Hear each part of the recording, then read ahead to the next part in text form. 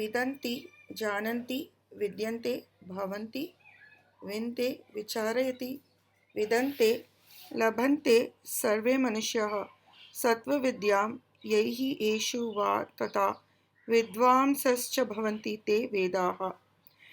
Now, people become experts and they get to understand what is life, they get to comprehend, they get to conjecture, they get to guess what the reality is through the Vedas. That's the meaning of this verse or this paraphrase by Sainacharya in his commentary about the Vedas.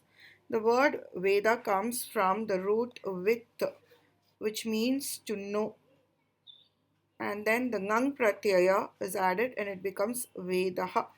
With is Bhavadigana and Set, which means all these things. Now, this lesson is the introduction of which is in the Bhumika part, which is in the Kannada script, which is given in the beginning of your textbook. Now, this part is entirely given in English in Learn Lingo, so there's nothing to worry. Now, you will get, according to the topics that are there, about 10 topics are there, you will get questions for 5 marks. So, you'll have to answer them. This current topic is Vedas, Upanishads, Brahmanas, Aranyakas, Vedangas. Now, this is connected with the first lesson called Dve Vidye Vedita Ve.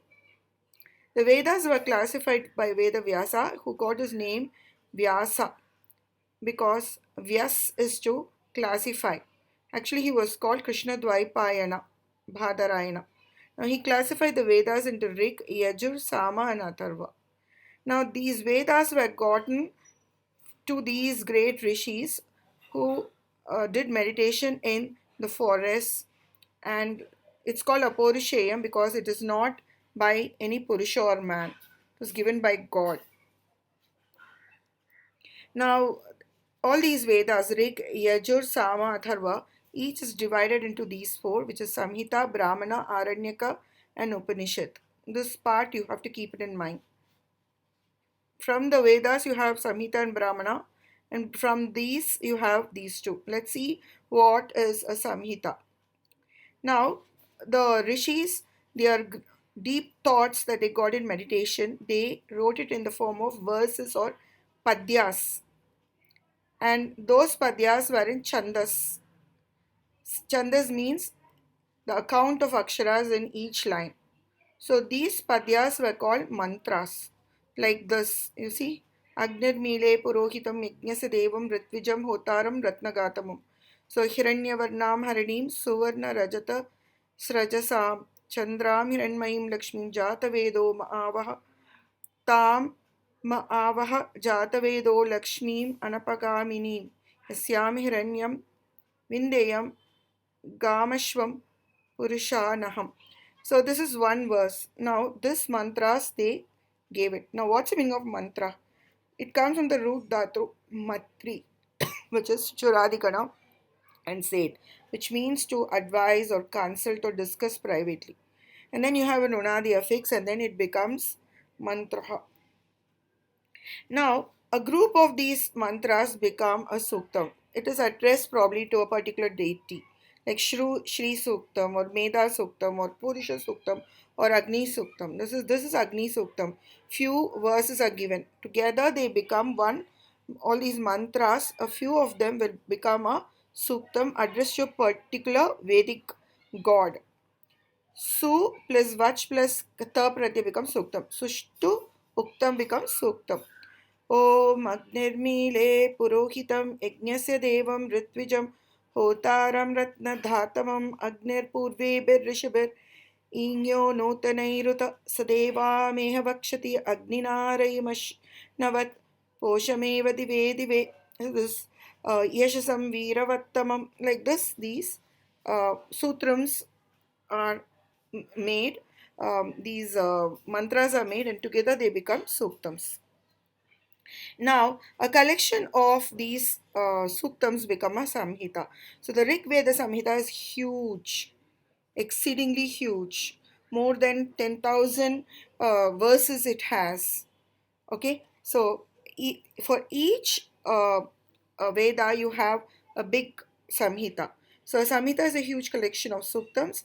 Each suktam could mean a praise of a deity like Purusha Suktam, Agni Suktam, Varuna Suktam, Ushas Suktam, so on. Now, Brahmanam is the next part of the Veda. Now, they are the most important thing is they are in the form of prose or gadya. They tell about the performance of the different sacrifices. Now, Brahmana means the knowledge of Brahman. Now, we have for each Veda different Brahmanas. These are some Brahmanas.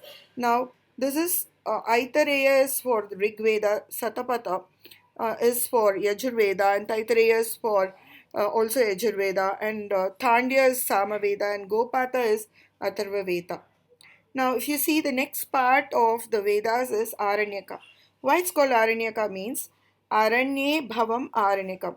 The rishis sat in the forest in meditation, and they were able to see the future. That's why they were called seers, and they composed all these, and they composed in Padya.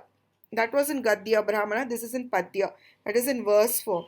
What do these Aranyakas do? They give the knowledge about the tattva or the concept of the yajnas that are conducted. So likewise, every Veda has its own sets of Aranyakas. Now, let's see about the four Vedas.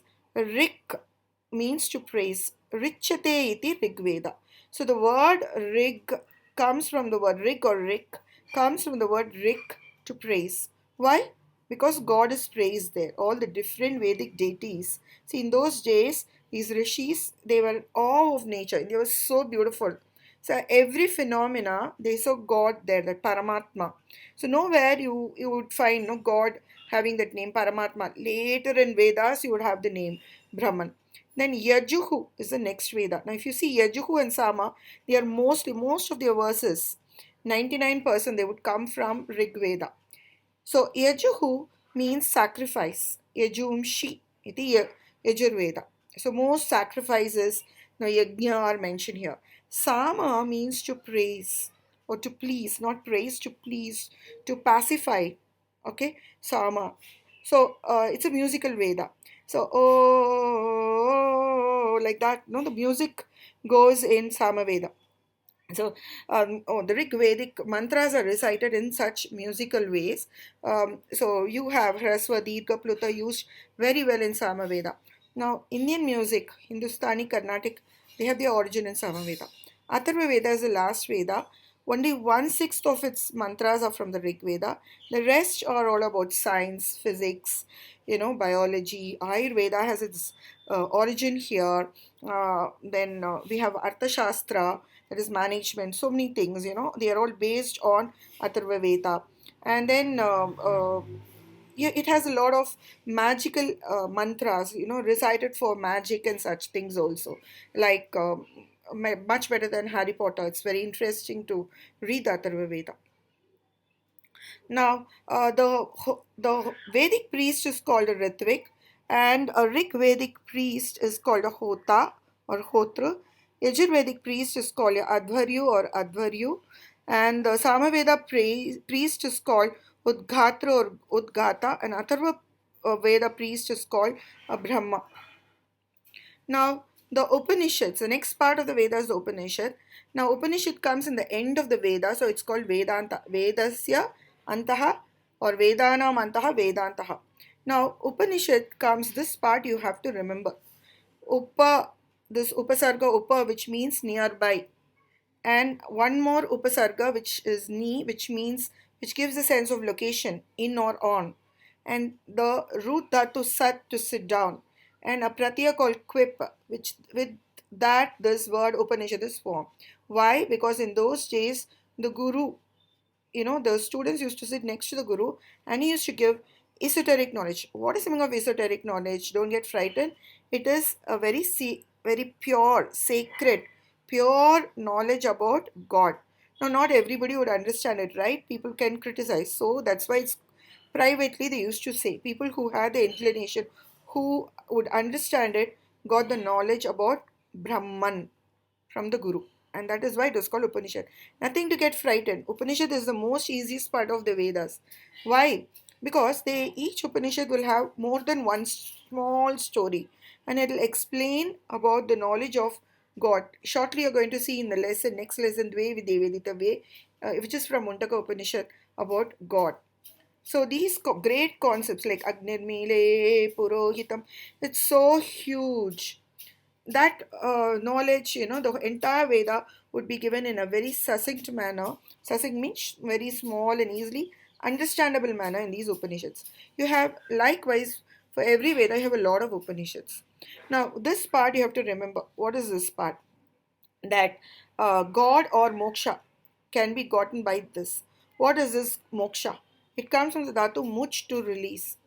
So moksha can be got by bhakti, jnana and karma, by vrakti, vairagya and indriya nigraha. So God is gotten by devotion, knowledge and action. Bhakti is a devotion, jnana is knowledge and action is karma. How is it got? Very easy, yeah? No, easier said than done. These are some kind of tips that are given for to get all these, by which you get God. That is, Vrakti is truthful thinking. You're thinking honestly, right? What is right and wrong, you think with your mind. And determination, you don't give up. Determination is you don't give up. So Vairagya is determination. So, lots of failures. Life is full of tough situations. But when you give up, then you don't achieve success. So when you don't give up, that becomes Vairagya or determination. And then all this, to achieve all these, you have only if you control your senses, you will be able to get it. Indriya Nigrahanam is controlling senses. How? How is it possible, Anta? In your exam also you can see 10th standard you have come out in flying colors. How is it possible? By you showed devotion to studies. You threw away all the distractions and you studied well, and you got more knowledge by sitting and studying, analyzing, understanding your subjects, and you put abhyas, practice sums, you studied. That's what you got. How did you do it? By thinking correctly. Yes, my studies are important. By not giving up despite your failures, and you controlled your senses. You didn't get distracted by playing, for playing or anything else. So the same concept you can put for, getting God.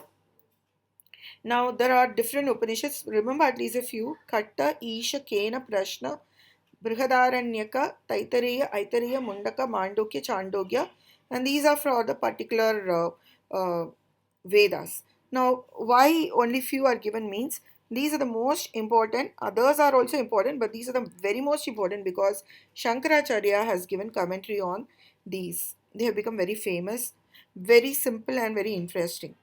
Now, these are the Mahavakyas.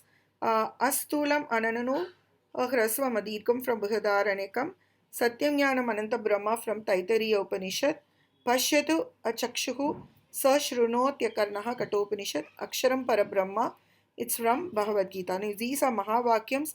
They, about God, Brahman, the concept. Like, can we define God? No. But somehow, the Upanishads have tried to make it understandable so that the common man, anybody, can understand what is life and what is God and go towards a path of goodness.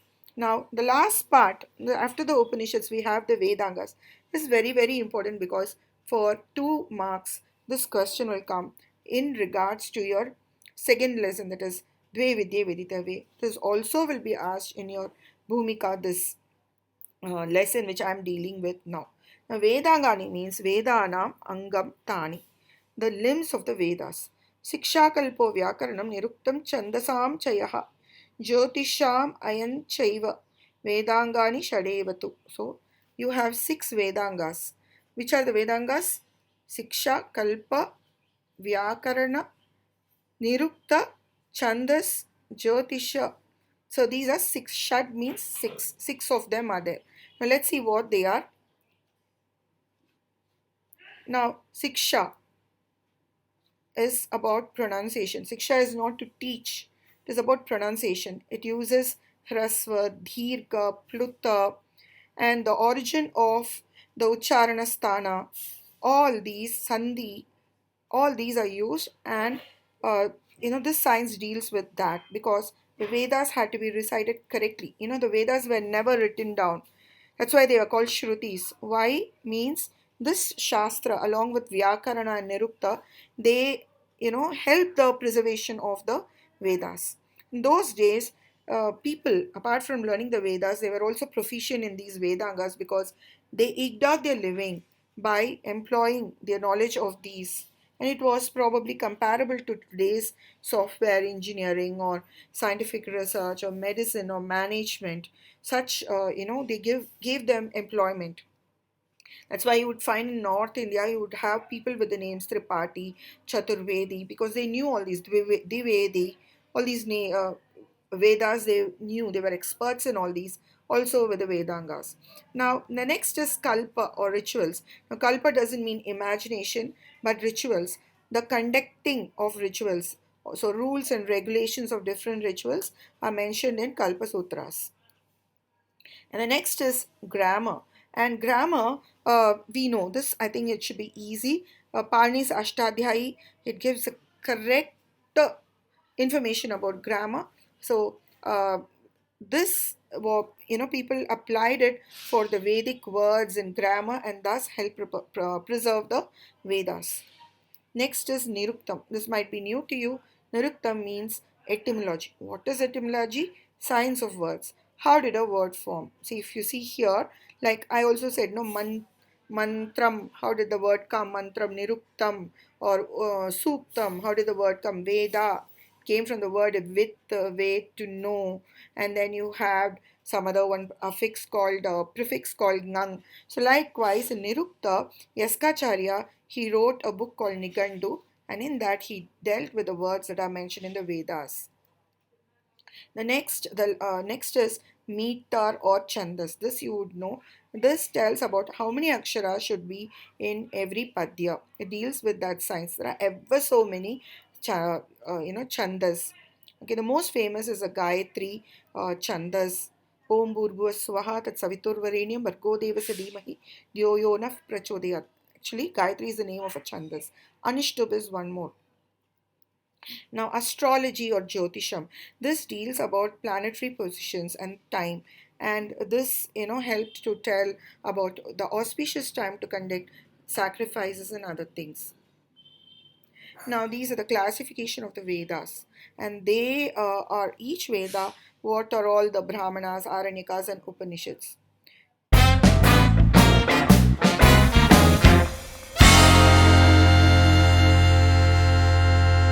Students, how this lesson will be dealt, how will it be asked in the exam, we are going to see. You will either get the question, write about Vedas, or write about Vedas and Upanishads, or write about Vedas, Brahmanas, Aranyakas, Upanishads, or you write all these four along with Vedangas, or just Vedangas. So, should I write all these?